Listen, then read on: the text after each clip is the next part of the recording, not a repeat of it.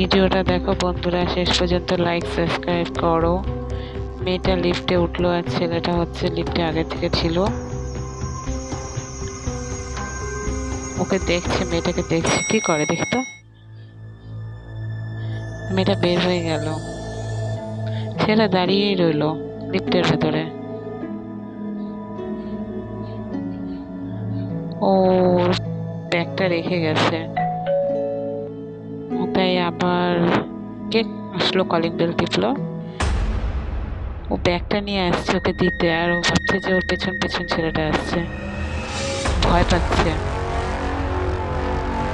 দরজা খুললো, দরজা খোলার পর মেয়েটাকে বলছে যে ব্যাগটার কথা বললো, ও নিয়ে দরজা আটকে দিল।